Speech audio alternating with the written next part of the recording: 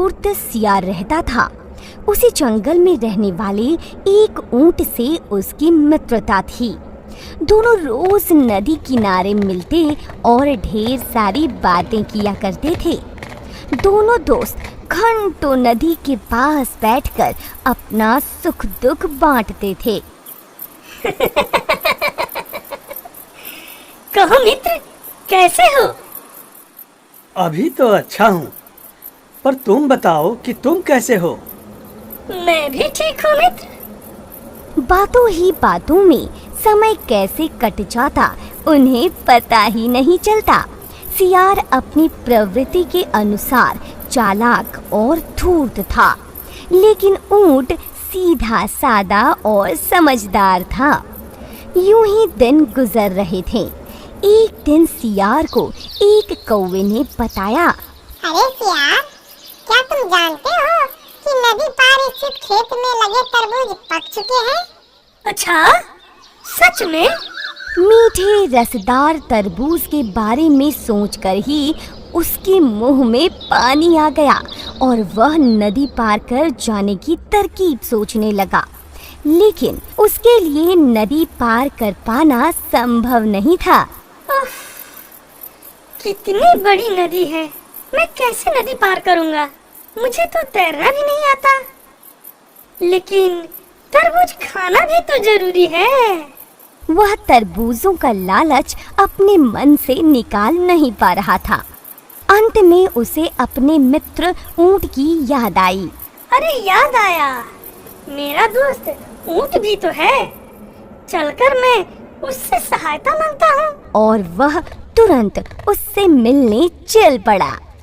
जब वह ऊंट के पास पहुंचा तो उसका स्वागत करते हुए ऊंट बोला, आओ मित्र आओ, कहो आज दोपहर को ही कैसे आ गए?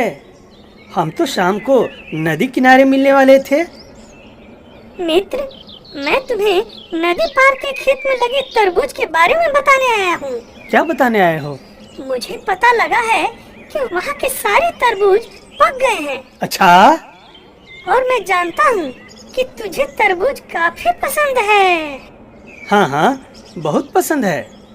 ऐसे मीठे तरबूज खाकर तुम जरूर खुश होगे। और तुम्हारी खुशी में ही मेरी खुशी है। पता चलने पर मैं कैसे तुम्हें बताने नहीं आता। बस इसीलिए दौड़ा चलाया। ऊंट को भी तरबूज का स्वाद पसंद था। वह बोला, धन्यवाद मित्र, मुझे बताने के लिए। मैं अभी वहाँ जाने की तैयारी करता हूँ। मैंने बहुत समय से तरबूज नहीं खाए हैं। ऊंट जल्दी जल्दी नदी पार करके खेत जाने की तैयारी करने लगा। यह देख सियार बोला, मित्र, मुझे भी तरबूज पसंद है। मैं भी तरबूज खाना चाहता हूँ, लेकिन क्या करूँ? मैं तैर नहीं सकता ना। खैर, कोई बात नहीं। तुमने तरबूज खाए तो मैं समझ लूंगा कि मैंने भी खा लिया। कैसी बात करते हो मित्र? क्या मैं तुम्हें यहाँ छोड़कर जा सकता हूँ? अरे मैं तुम्हें अपनी पीठ पर लादकर नदी पार के खेत में ले चलूंगा और हम दोनों मजे से तरबूज का स्वाद लेंगे, ठीक है? ऊंट ने कहा तो सियार खुश हो गया। ऊंट ने सियार को अपनी पीठ पर बिठाकर नदी पार करने लगा। अरे वाह ऊंट भाई, तुम नदी को कितनी आसानी से पार कर रहे हो। वाह, मजा आ गया। हाँ हाँ सियार भाई, शरीर बड़ा होने का कुछ न कुछ फायदा तो उठाना ही चाहिए ना। कुछ ही देर में दोनों तरबूज के खेत में पहुंच गए। सही कहा था सियार भाई, वाकई तरबूज काफी अच्छे हैं। वहाँ दोनों ने छक्कर तरबूज खाए। जब सियार का पेट भर गया तो वह खुश होकर हुआ हुआ की आवाज निकालने की कोशिश करने लगा। तब ऊंट ने उसे शांत करने का प्रयास किया। अरे रे रे रे, तुम शोर मत मचाओ सियार, अभी मेरा पेट भरा नहीं है। लेकिन मैं क्या करूं? और मुझे अब रहा नहीं जा रहा है, क्योंकि मेरा पेट तो भर चुका है। देखो, मेरा पेट भरा नहीं है, थोड़ी देर और रुको, मुझे खा लेने दो। नदी पार करते समय जितना शोर मचाना हो मचा लेना। लेकिन मेरा पेट तो भर गया ना, इसलिए अब मैं रुक नहीं सकता। और सियार नहीं माना।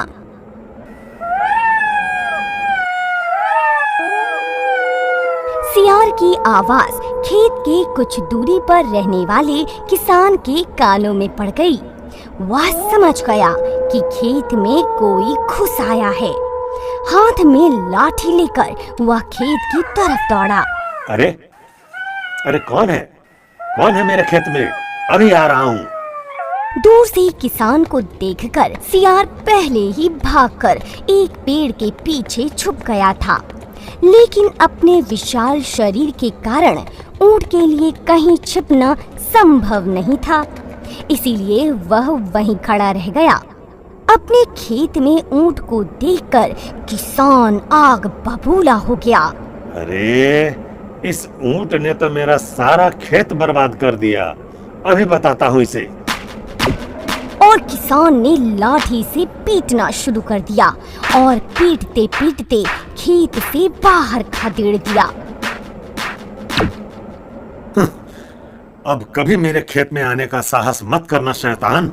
ऐसी जबरदस्त धुनाई के बाद बेचारा ऊंट दर्द से कराहते हुए खेत के बाहर खड़ा था। मामला शांत होने पर पेड़ के पीछे छुपा सियार चुपके से खेत से निकलकर उसके पास आ गया।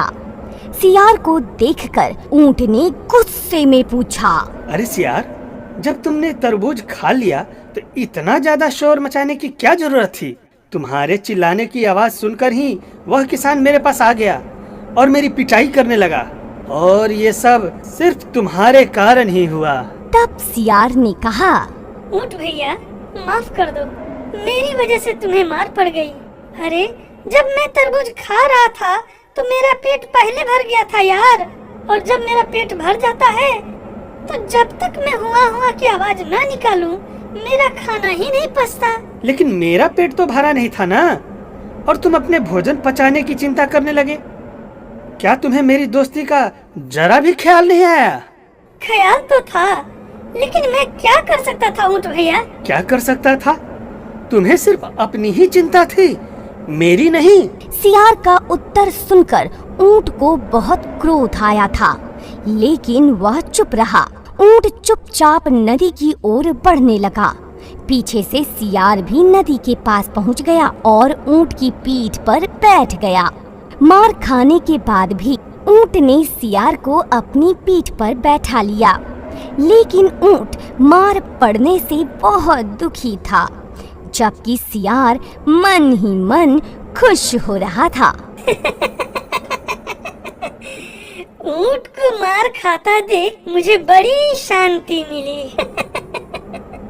अरे कभी कभी ऐसे दिन भी देखने चाहिए। मैं तो बच गया ना मार खाने से। नदी के बीच मझधार में पहुंचकर ऊंट ने पानी में डुबकी लगा दी। सियार डर गया और बोलने लगा, अरे अरे अरे अरे, यह क्या कर रहे हो मित्र? अरे तुम जानते नहीं हो कि मुझे तैरना नहीं आता? इस तरह करोगे तो मैं तो डूब ही जाऊंगा ना। गुस्से में ऊंट ने कहा, डूब ही जाओगे तो मैं क्या करूं? भाई मुझे तो अब लौटने की इच्छा हो रही है। अरे बाद में लौटना, पहले मुझे किनारे तक पहुंचा दो। दोस्ती में ये सब नहीं होता। नहीं सियार, मुझे खाने के बाद पानी में ऐसे ही डुबकी लगाने की आदत है, और खाने को हजम करने के लिए नदी में डुबकी लगाना भी जरूरी होता है सियार। अरे अरे ऐसा मत करो यार, अपनी दोस्ती का जरा ख्याल भी करो। क्यों ख्याल करो? ये तो तुम्हें भी सोचना चाहिए था मुझसे दोस्ती करते समय। अब तो मुझे रहा नहीं जा रहा है।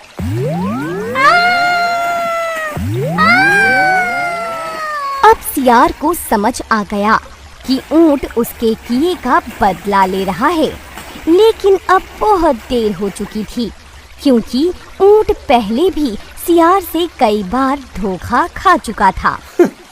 तुम दोस्ती के लायक नहीं हो सियार, इसलिए अब नहीं रुक सकता। और कुछ ही देर में ऊंट सियार को सबक सिखाने के लिए बीच नदी में बैठ गया।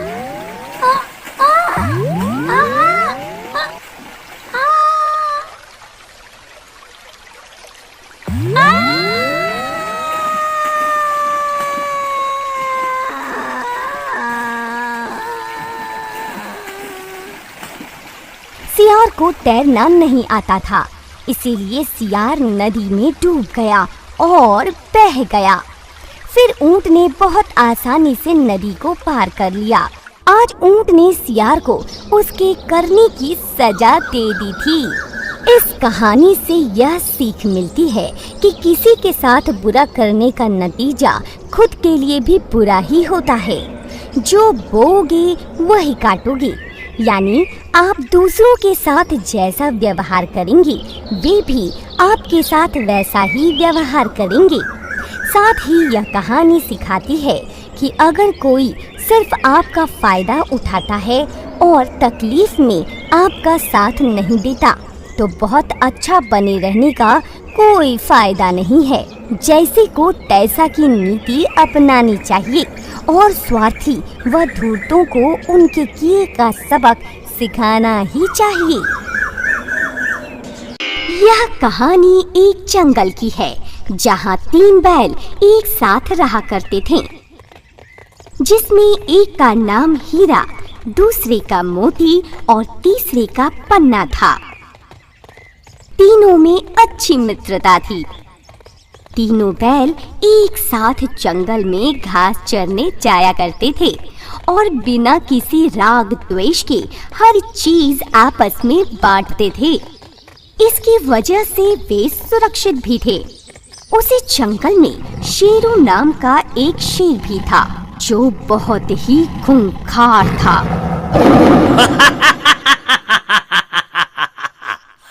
आ गया शिकार। एक ना एक दिन मैं तीनों को जरूर खाऊंगा। जंगल का शेर हमेशा तीनों बैलों पर नजर रखता था और वह उन्हें खाना चाहता था। जब तीनों बैल घास चर रहे थे तब शेरू ने उन्हें देखा और सोचा, कितने हट्टे कट्टे और स्वादिष्ट बैल हैं। इसकी कल्पना करके ही मुंह में पानी आ जाता है। अच्छा मौका है, जो बैल घास खा रहे हैं, अब मैं उन पर हमला करता हूँ। भागो, शेर पीछा कर रहा है। शेर को हमला करते देखकर सभी बैल भागने लगे। भागते भागते हीरा ने कहा, अरे हमें डरने की क्या बात है, वो अकेला है और हम 3, और हमारे पास तो नुकीले सिंह भी हैं। फिर इतना क्यों डर रहे हैं? चलो साहस करो और हम सब मिलकर शेर का मुकाबला करते हैं। पन्ना दोस्त, तुम पीछे से वार करना और मैं बगल से। ठीक है दोस्त। अचानक सभी रुक जाते हैं और तीनों एकजुट होकर शेरों पर हमला करते हैं।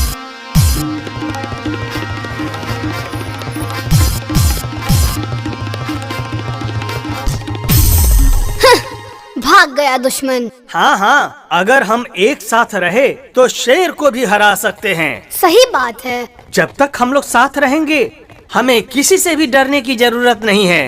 अब सभी बैल खुशी खुशी घास चरने लगे। अगले दिन शेर ने फिर से पन्ना बैल पर हमला बोल दिया। बचाओ बचाओ। तभी पीछे से हीरा और मोती पन्ना दोस्त को बचाने के लिए शेर की तरफ लपके।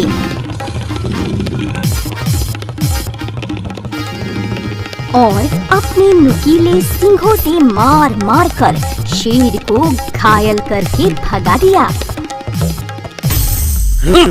इस बार भी मेरा वार खाली गया। शेर समझ गया कि जब तक बैलों में एकता है वह उन्हें नहीं हरा सकता। जब तक ये तीनों एकजुट हैं, मैं कुछ नहीं बिगाड़ सकता, क्या करूं? मुझे तो उन्हें देखकर मेरी भूख काफी बढ़ जाती है, क्योंकि तीनों बैल बड़े हट्टे कट्टे हैं और उनका मांस भी काफी स्वादिष्ट होगा। और इतने अच्छे खाने को छोड़ना मुझे मंजूर नहीं। बहुत दिनों तक विचार करने के बाद शेर को समझ में आ गया था कि उसे तीनों की मित्रता को तोड़ना होगा और उन्हें अलग करना होगा। इसके लिए उसने एक चाल चली। शेर ने जंगल में अफवाह फैला दिया कि उन 3 बैलों में से एक बैल अपने दोस्तों को धोखा दे रहा है। देखता हूँ अब मुझे कौन रोक पाता है उन बैलों का शिकार करने से। एक दिन शेरू शेर ने पन्ना बैल को अपने दोस्तों से दूर अकेले घास चरते पाया। वो तुरंत उसकी तरफ गया। शेरू को आता देख पन्ना बैल भागने लगा। बचाओ बचाओ! इस पर शेरू ने प्यार से आवाज लगाई। अरे भाई सुनो, भागो मत, मैं तुमसे माफी मांगने आया हूँ। माफी मांगने? पर क्यों? पन्ना बैल ने शेरू की आवाज में दर्द महसूस किया और वो रुक गया। शेरू शेर उसके पास गया और उसने उसकी शक्ति की प्रशंसा करते हुए दुखी स्वर बनाकर बोला, मुझे माफ कर दो भाई, मेरा इरादा तुमको खाने का नहीं था। मैं तो सिर्फ ये परखना चाहता था कि तुम तीनों में से कौन अधिक शक्तिशाली है, और मैंने पाया कि तुम तो बड़े बहादुर और ताकतवर हो।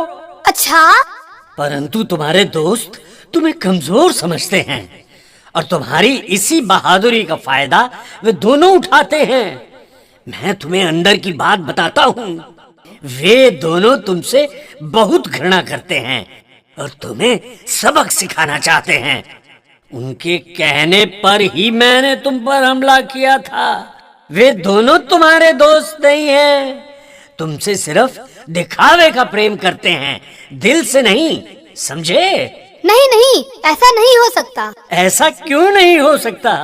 अरे ऐसा क्यों नहीं हो सकता मेरे भोले और मासूम बैल? मुझे तुम्हारी बातों पर भरोसा नहीं है। मुझे हमारी दोस्ती पर पूरा भरोसा है। तुम झूठ बोल रहे हो। शेरू शेर ने भी हार नहीं मानी। उसने कहा, ठीक है, मुझ पर भरोसा नहीं करो, पर अपने आसपास जो हो रहा है उसे ध्यान से देखो और फिर उस पर विचार करो कि मैंने जो कहा है वो सच है या झूठ। अब अगले कुछ दिन शेरू रोज घास के मैदान पर आता और अपनी चाल सही पड़ने का इंतजार करता। वो हर दिन किसी एक बैल को पकड़कर दूसरे बैल के खिलाफ उनके कान भरता। भले ही तीनों दोस्त हीरा, मोती और पन्ना ने शेरू शेर की बातों को सुनकर अनसुना कर दिया, पर शेरू की बातों ने उनके दिलों में शक का बीज बो दिया था। जैसे जैसे दिन गुजरे ये बीज एक बड़ा पेड़ बन गया। तीनों की दोस्ती में दरार आने लगी। वह सब एक दूसरे पर शक करने लगे थे। आखिर मेरे दोनों दोस्त मुझे क्यों धोखा दे रहे हैं? मैंने तो उनके खिलाफ कोई काम ही नहीं किया। आखिर वो कौन है जो हमें धोखा दे रहा है? मेरे दोस्त मुझसे क्यों घृणा करेंगे? क्या मेरे रंग के कारण? लेकिन उन्होंने आज तक मुझे बताया नहीं। या हो सकता है वे अंदर से मेरे प्रति घृणा करते हो और ऊपरी मन से दिखावटी प्रेम। कुछ भी हो सकता है। लगता है शेरू सही कह रहा है। मुझे कभी कभी शक होता है कि दोनों दोस्त मुझे धोखा दे रहे हैं। हो सकता है उनका प्रेम भी उनकी तरह दिखावटी और झूठा हो। फिर वही हुआ जो चालाक शेरू चाहता था। अगले दिन शेर दूर से छुपकर उन बैलों को देखने लगा। उसने देखा कि वह सभी आपस में लड़ रहे थे। हीरा, शेरू ठीक कह रहा था कि तू मेरी ताकत से जलता है। आज से तू हमारा लीडर नहीं है। अब से मुझे मत बताना कि मुझे क्या करना है और क्या नहीं। मैं अपना ध्यान खुद रख सकता हूँ। मोती, तू गलत समझ रहा है यार। शेरू की बातों में मत आ, वो तुम्हें बहका रहा है। अरे हाँ मोती, इसे मत समझाओ। शेरू सही कहता था कि हीरा एकदम बेवकूफ है। तू मुझे बेवकूफ बोलने वाला होता कौन है? अगर हम नहीं होते तो तेरे जैसा पिद्दी बैल तो भूख से मर जाता। देख हीरा, अब ज्यादा मत बोल। तेरा भेद खुल गया तो अंट शंट बोल रहा है। जो भी हो, तुम सब किसी के बहकावे में बहक चुके हो। ये सब हम सबों के लिए अच्छी बात नहीं है मित्र। ठीक है, तुम सबको मेरी चिंता करने की कोई जरूरत नहीं है। मैं जा रहा हूँ, अपनी रक्षा स्वयं कर लूँगा। ठीक है, मैं भी जा रहा हूँ। मेरे पीछे कोई मत आना और मेरे बुलाने पर भी मत आना, समझे? हीरा बैल ने लाख समझाने की कोशिश की, लेकिन अब बहुत देर हो चुकी थी। उनकी दोस्ती टूट चुकी थी। झगड़े के बाद तीनों बैल अलग अलग दिशा में चले गए। शेरू चुपके से यह सब देख रहा था और मन ही मन मुस्कुरा रहा था।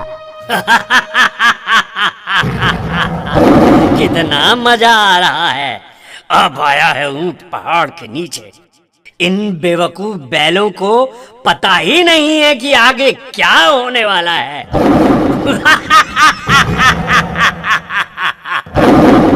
शेर ने जो सोचा था वो हो गया था। अब तीनों बैल अलग अलग रहने लगे थे। उनकी दोस्ती टूट चुकी थी। अब वो अलग अलग होकर जंगल में चरने जाने लगे थे। बस शेर को इसी मौके का इंतजार था। अपनी योजना को सफल होता देख शेर बहुत खुश हुआ और सोचने लगा, मेरा प्लान सफल हो गया। आज तो मुझे बढ़िया खाना खाने का मौका मिला है। शेरू ने उस दिन उन तीनों बैलों में से एक बैल जो अकेला घास चर रहा था उसे घेर लिया। आखिर आ ही गए मेरे चंगुल में। अब मैं तुम्हें खा जाऊंगा। लेकिन तुमने तो मुझसे माफी मांगी थी। झूठ था माफी मांगना। अब तुम अपनी मूर्खता का परिणाम भुगतो। बचाओ हीरा पन्ना, मुझे बचाओ। कोई नहीं आएगा तुझे बचाने। अब तुम्हें कोई बचाने नहीं आएगा। क्योंकि वे सब तुमसे काफी दूर हैं और तुम्हारे प्रति तुम्हारे दोस्तों की घृणा काफी बढ़ गई है। कितने मूर्ख हो तुम सब। बैल के बैल ही रहे जो मेरी बातों में आ गए। अब भुगतो परिणाम। हीरा पन्ना, मुझे बचाओ मुझे। हीरा पन्ना, मुझे बचाओ। अरे, बचाओ मुझे। ये तो मोती की आवाज जान पड़ती है। और लगता है मेरा दोस्त मोती किसी मुसीबत में है। लेकिन मैं कैसे मदद कर सकता हूँ? वो तो मुझसे काफी नाराज है। लेकिन मुझे क्या? वो समझे कि उसे क्या करना है और क्या नहीं। अरे हाँ, मोती का शेरू पीछा कर रहा है। मेरा शक सही निकला। लेकिन मैं क्यों बचाऊं? नहीं, ऐसा सोचना ठीक नहीं है। मुसीबत में पड़े मोती दोस्त को बचाना ही उचित है। जल्दी चलता हूँ वरना कोई अनहोनी ना हो जाए। आ रहा हूँ दोस्त मोती, घबराना मत। आ रहा हूँ मैं। अरे ये क्या? लगता है मेरे दोस्त हीरा मोती मुसीबत में है। उन्हें बचाना ही होगा। मैं भी आ रहा हूँ दोस्त हीरा मोती, आ रहा हूँ मैं।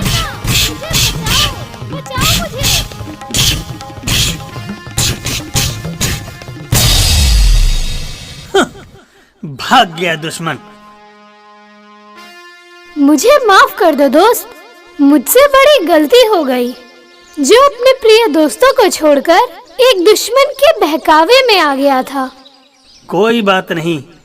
यदि सुबह का भूला शाम को घर लौट आए तो उसे भूला नहीं कहते। मैं वादा करता हूँ कि आज के बाद हमारी दोस्ती को कोई तोड़ नहीं सकेगा। हम सब फिर से मिलकर रहेंगे और किसी के भी बहकावे में नहीं आएंगे। सही बात है।